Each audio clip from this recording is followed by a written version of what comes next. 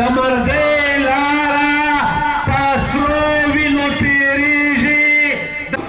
عثمان خان دا خبره کوله چې زما ولس، زما قوم، زما خاوره دا به د نورو قومونو سیاله وي په دې ملک کې.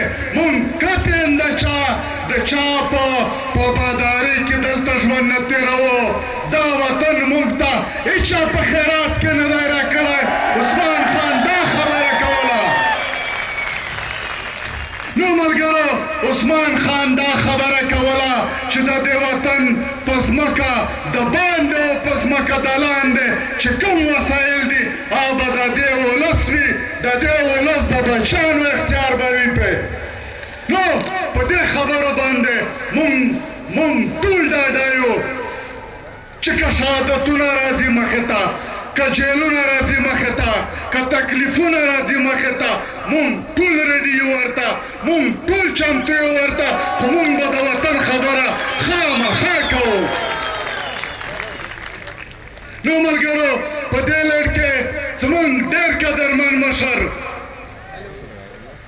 په بلو کې د جرګې اعلان کړی دی، خو زه د جرګې په حواله سره څو خبرې کوم. ځینې خلک ډېر زیات بیړوندي شوي دي جرګې ته، خو زه دا وایم چې د پښتنو جرګې रोजनामा कुदरत की वीडियो देखने के लिए अभी YouTube चैनल पर सब्सक्राइब करें और बेल आइकन पर भी क्लिक करें।